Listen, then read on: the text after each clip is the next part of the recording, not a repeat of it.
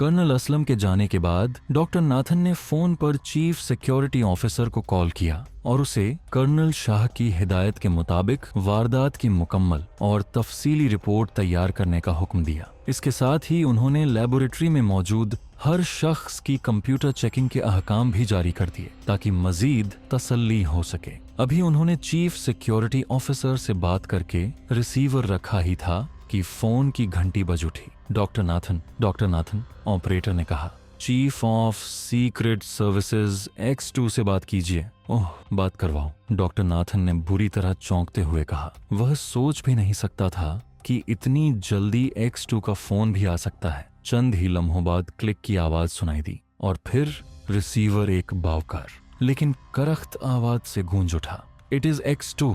बोलने वाले के लहजे में इस कदर दबदबा था कि डॉक्टर नाथन का हाथ एक बार कांप गया। इसके अलावा X2 के बेपनाह और वसी अख्तियारात का भी वह सुन चुका था। यस सर, डॉक्टर नाथन बोल रहा हूँ, डिफेंस लैबोरेटरी 3 का इंचार्ज। डॉक्टर नाथन ने अपने आप को संभालने की कोशिश करते हुए कहा। डॉक्टर नाथन, ब्लू कैप्सूल की माहियत क्या है? X2 ने पूछा। डॉक्टर नाथन ने पूरी तफसील बता दी। क्या आप बता सकते हैं कि इस कैप्सूल को अगर खोल दिया जाए तो क्या ये जरासीम नुकसान पहुंचा सकते हैं? X2 ने पूछा। यस, जहां तक मेरी मालूमात का ताल्लुक है, इस कैप्सूल का खुलना 100 मील के दायरे में इंतहाई तबाहकुन साबित हो सकता है। लेकिन क्योंकि दर्जा हरारत जिसमें ये काम करते हैं वो आजकल का ही दर्जा हरारत है, वैसे डॉक्टर मार्टिन ने इस खामी पर काबू पा लिया था ताकि वो हर किस्म के मौसमी हालात में काम आ सके। लेकिन ये कामयाबी सिर्फ थ्योरी की हद तक थी। डॉक्टर नाथन ने जवाब दिया।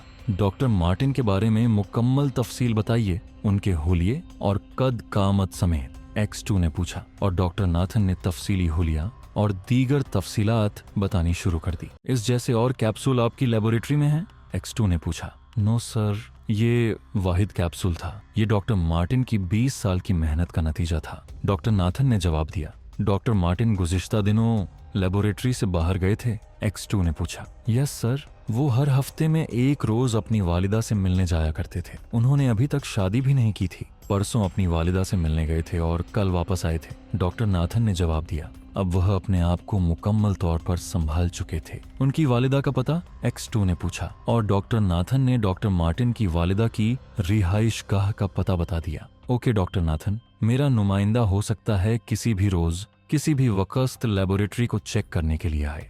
आप सिक्योरिटी अमला को कह दें ताकि उसे अंदर आने में तकलीफ न हो। इस नुमाइंदे का नाम अली इमरान है और कोड X2 होगा। आपको उससे हर सूरत में ताउन करना होगा। X2 ने उन्हें हिदायत देते हुए कहा। ठीक है सर, मुकम्मल ताउन होगा। लेकिन सर, मिलिट्री इंटेलिजेंस के कर्नल शाह अगर कोई हिदायत दें तो? डॉक्टर नाथन ने कहा। उनके महकमे से केस ट्रांसफर हो गया है, इसलिए अब आप उनकी हिदायतों की तकमील के पाबंद नहीं हैं, X2 ने कहा और उसके साथ ही राब्ता खत्म हो गया। डॉक्टर नाथन ने एक तवील सांस लेते हुए रिसीवर रख दिया। उनके जहन में ये ख्वाहिश सर उठाने लगी कि किस तरह X2 को अपने सामने देख लें। चूंकि उसकी बावकार आवाज़ और उसके अख्तियारात की वसात का पता चलने के बाद ये ख्वाहिश फितरी थी। लेकिन अब उन्हें क्या मालूम कि X2 को देखने की ख्वाहिश में किस कदर लोग अपनी गर्दनें कटवा चुके हैं।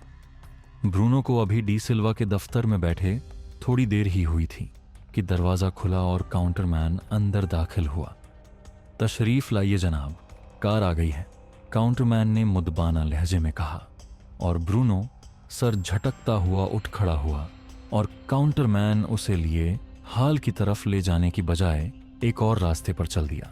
ब्रूनो बड़े चौकन्ने अंदाज में चल रहा था। उसका एक हाथ ओवरकोट के अंदर था, हाथों उसने स्टेन गन रखी हुई थी। तंग से रास्ते से गुजरकर, जिसका इख्तिताम एक लकड़ी के पुराने से दरवाजे पर हुआ, काउंटरमैन ब्रूनो को होटल की एक पतली सी गली में ले आया जहां सफेद रंग की एक लंबी सी कार मौजूद थी। ड्राइविंग सीट पर एक अधेड़ उम्र का ड्राइवर मौजूद था।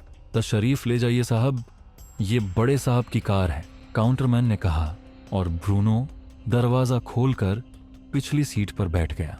चंद ही लम्हों बाद कार काफी तेज रफ्तारी से शहर की सड़कों पर दौड़ रही थी। डी सिल्वा की रिहाइशगाह किस जगह है? ब्रूनो ने ड्राइवर से मुखातिब होकर कहा। 26 सैटेलाइट टाउन जनाब, ड्राइवर ने बगैर गर्दन मोड़े जवाब दिया। ब्रूनो भी सर हिलाकर खामोश हो गया।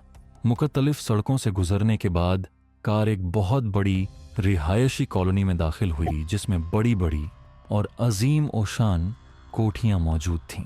और फिर चंद ही लम्हों बाद कार एक अजीम ओशान कोठी के बड़े से फाटक के सामने रुक गई। ड्राइवर ने मखसूस अंदाज में 3 बार हॉर्न दिया तो फाटक अपने आप खुल गया। वो ड्राइवर कार अंदर लेता गया। उसी लॉन से गुजरने के बाद कार गैरेज में जाकर रुक गई। वहीं एक लंबा तड़ंगा भारी जिस्म का आदमी स्लीपिंग गाउन पहने खड़ा था। ये होटल चार्ल्स का मालिक डी सिल्वा था। कार रुकते ही डी सिल्वा जल्दी से करीब आया और उसने खुद पिछली सीट का दरवाजा खोल दिया। खुश आमदीद जनाब, डी सिल्वा ने मुस्कुराते हुए कहा। थैंक यू, ब्रूनो ने कार से बाहर आते ही कहा और फिर उसने डी सिल्वा से मुसाफा किया और डी सिल्वा उसे अपने हमराह लेकर इमारत के अंदरूनी हिस्से की तरफ बढ़ गया। मुख्तलिफ कमरों से गुजरने के बाद वो एक ऐसे कमरे में पहुंच गए जिसे दफ्तर के अंदाज में सजाया गया था। कमरे की साख्त बता रही थी कि वो साउंड प्रूफ है।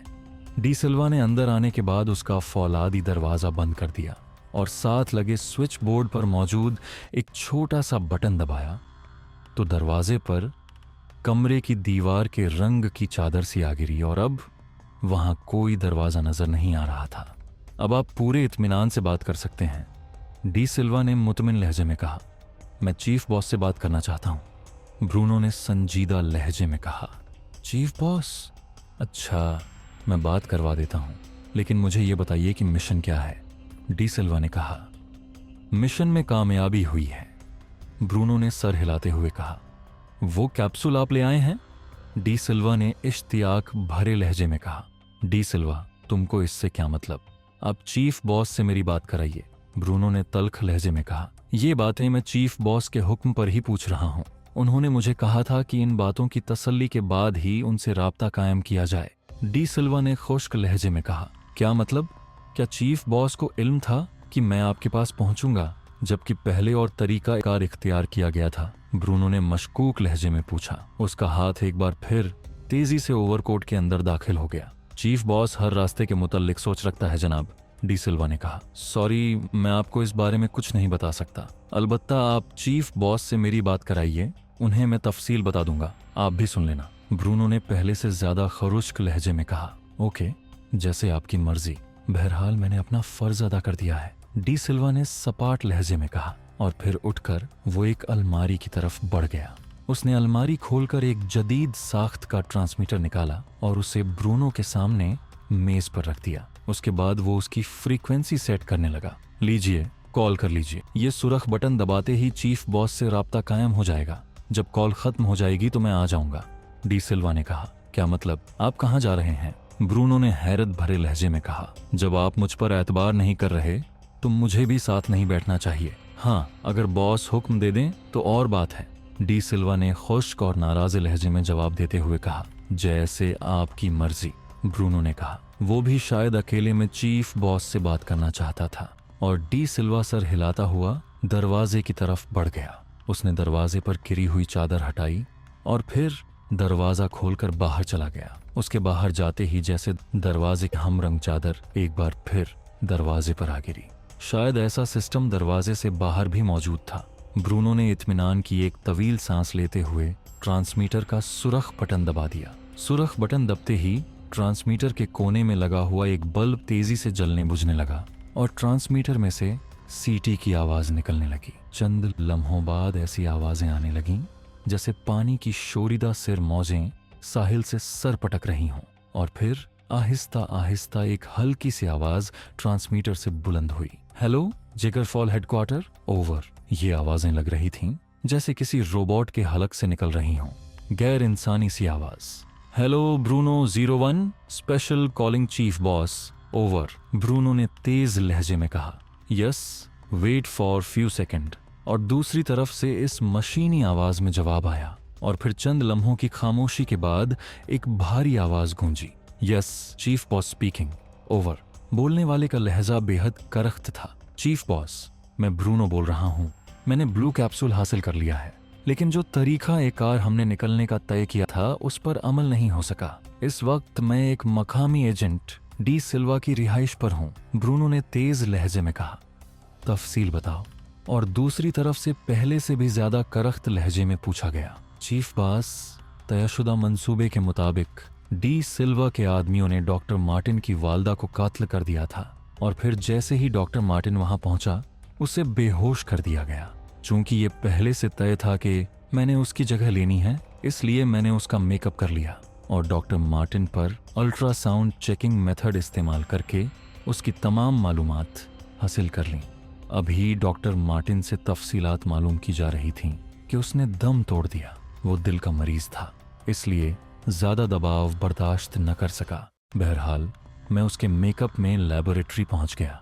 EL मेथड मेकअप की वजह से लेबोरेटरी के पुराने चेकिंग कंप्यूटर मेरा मेकअप चेक न कर सके और मैं अंदर आसानी से पहुंच गया। उसके बाद मैं वक्त मुकर्रर पर ब्लू कैप्सूल हासिल करके खुफिया दरवाजा तोड़कर बाहर आ गया, जहां कार लेकर 13 और उसका साथी मौजूद था। वहां से हम X पॉइंट पहुंचे, जहां हेलीकॉप्टर प्रोग्राम के मुताबिक खड़ा था। चनांचे मैं हेलीकॉप्टर में सवार हो गया, लेकिन एयरफोर्स के चंद जंगी तैयारे हेलीकॉप्टर को घेर लिया।